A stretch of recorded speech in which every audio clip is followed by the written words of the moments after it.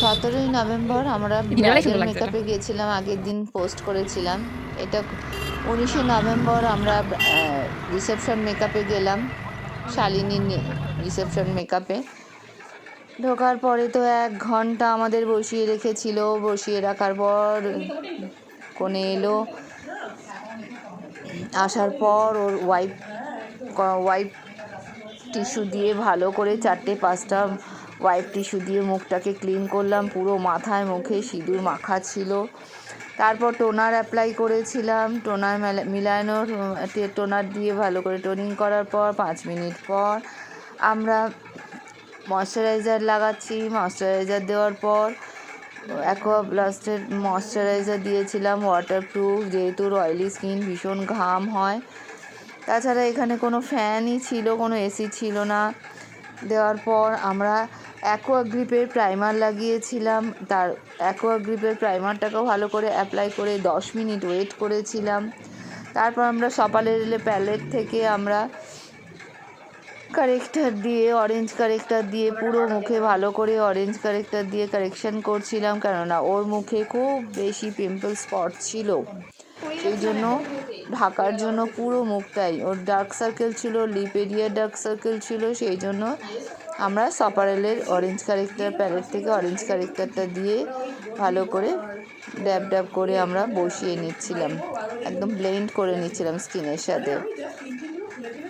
দেখতেই পাচ্ছ, beauty Blender দিয়ে খুব ভালো করে আমি প্রত্যেকটা যখনই অ্যাপ্লাই করি খুব ভালো করে ব্লেন্ড করে নিই, যাতে না কোনো ভাসা ভাসা পড়ে থাকে, খুব বাজে দেখায় ভেসে থাকলে, মেকআপ যদি ভেসে থাকে।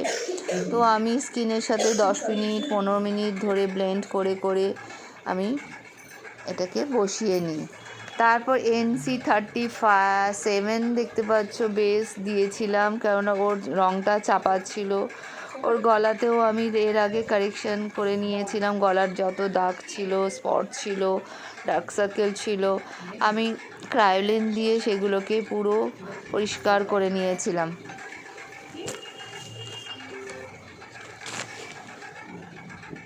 পুরো পরিষ্কার করে নিয়েছিলাম। তারপর NC37 বেসটা করলাম।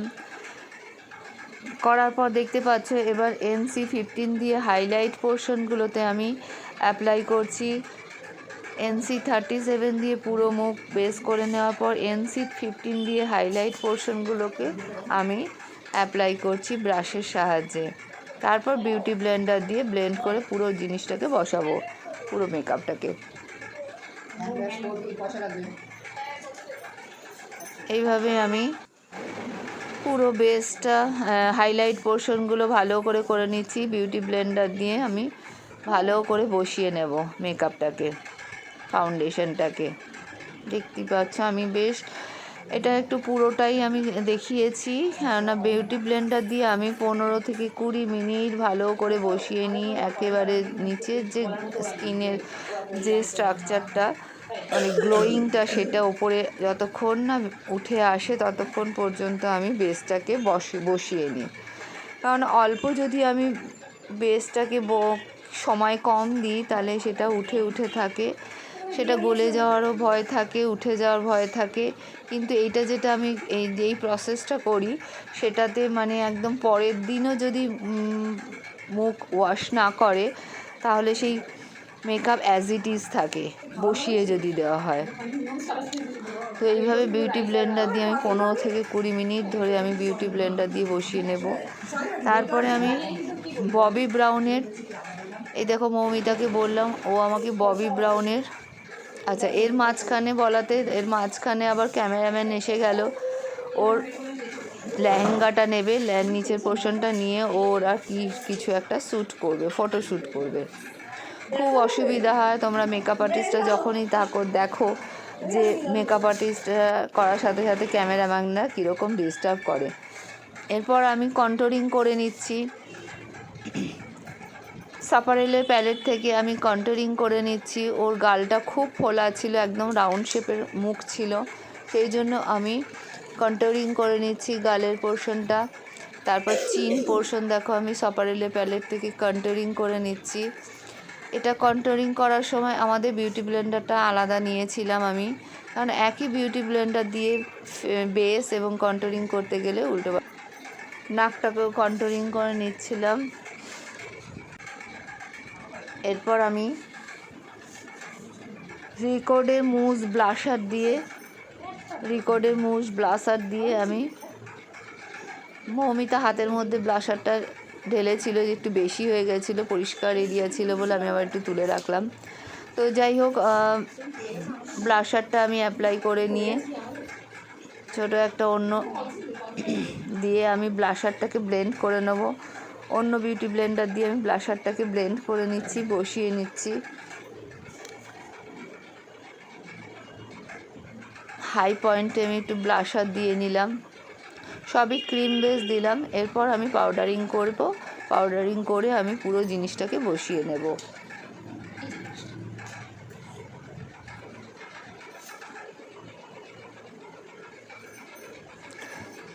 কয়েকটা জায়গা যেন মনে হচ্ছিল ব্লাশারটা এগিয়ে এসছে, সেই জায়গায় আমি আবার ববি ব্রাউনের ফাউন্ডেশন দিয়ে সেই জায়গাগুলোকে আমি একটু ব্লেন্ড করে নেব।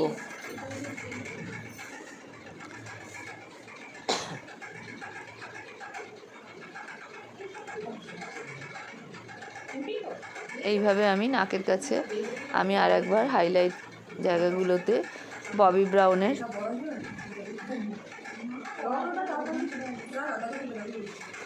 ফুল coverage oil free shine control, Bobbi ব্রাউনের full coverage oil free shine control ফাউন্ডেশনটা ভীষণ ভালো লাগে আমার, তো সেটা দিয়ে আর একবার আমি করে নিলাম ব্লাশার দেওয়ার পর।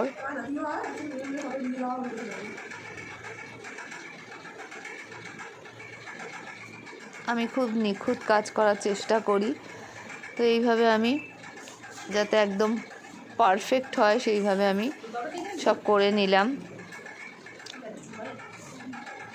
এরপর আমি পাউডারিং করব। পিএসির হোয়াইট পাউডার দিয়ে আমি পুরো মুখটা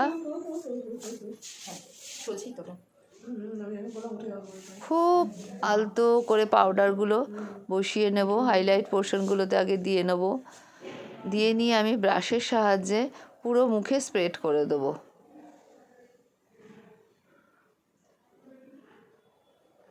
এইভাবে ড্যাব ড্যাব ড্যাব ড্যাব ড্যাব ড্যাব করে পাউডারটাকে প্রথমে নিতে হবে পাউডার পাফের মধ্যে, তারপর সেটাকে ঝেড়ে নিতে হবে কন্টেনারের মধ্যে।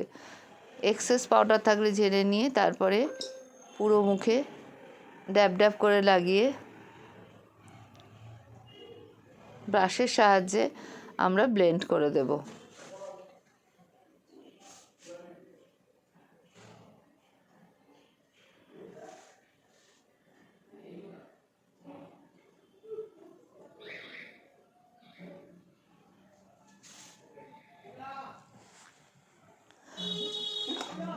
এইভাবে পুরো করলে পরে হবে কি, আমার মেকআপটা একদম ফিক্সড হয়ে যাবে। 17 ঘন্টা, 18 ঘন্টা, 20 ঘন্টা কোনো ব্যাপারই না, মেকআপ একদম স্টে করবে, কোনো ঘাম হবে না, সোয়েটিং হবে না। এরপর চোখের উপর আমি হাইলাইট করার জন্য আমি চোখের উপরে হোয়াইট কালারের আমি ফাউন্ডেশন দিয়ে দিলাম। ফাউন্ডেশনে যেটা একদম লাইট কালার সেই ফাউন্ডেশনটা আমি দিয়ে দিলাম, দিয়ে আমি ভালো করে বিউটি ব্লেন্ডার দিয়ে ব্লেন্ড করে নেব, যাতে সেই জায়গাটা কোনো ভাঁজ ভাঁজ বা চোখের ওপর এক্সট্রা কিছু না থাকে। আচ্ছা, কর্নার পোর্শনটা আমি পিচ এবং ব্রাউন এগুলো দিয়েছিলাম, ওপরে একটু হালকা শিমার পাউডার দিয়ে দিয়েছিলাম। এইভাবে ওর যেহেতু লেহেঙ্গাটা পিচ কালার একটু ব্রাউন ব্রাউন শেড ছিল, সেই জন্য আমি একটু পিচ কালার এবং ব্রাউন মিশিয়ে আমি করেছিলাম চোখের corner, inner corner, outer corner. সামনের দিকটা আমি লাস্টে হোয়াইট শিমার দিয়েছিলাম। ওপর দিকে আমি বেশ একটা আমার ওই মেকআপ স্টুডিওরই একটা খুব সুন্দর গ্লিটার ছিল, যেটা নাকি ডিফারেন্ট ডিফারেন্ট কালার একটা রিফ্লেক্ট করে, সেটা ওপরে দিয়েছিলাম। একটা গ্লুয়ের সাহায্যে আমি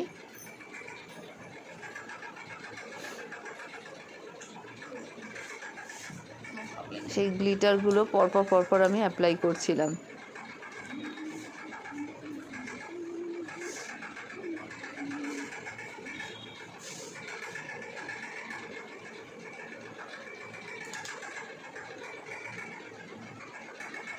চোখের কাজটা এতটাই সূক্ষ্ম যে খুব সময় নিয়ে করতে হয়। মুখ এবং চোখ সবই আমাদের খুবই ভাইটাল পয়েন্ট। সেই ভাইটাল পয়েন্টগুলোতে মৌমিতা আবার একটু কর্নারগুলোতে হোয়াইট শিমার দিয়ে দিচ্ছিল।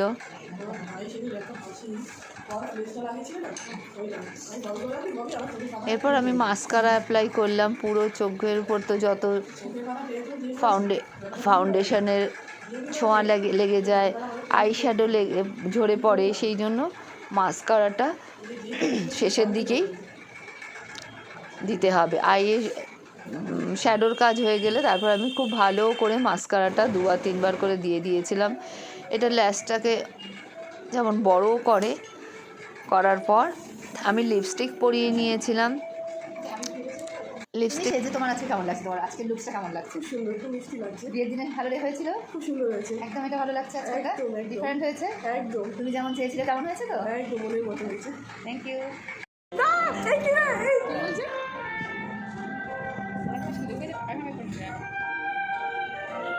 ঠিক আছে, এটা লাইটে ভালো লাগছে।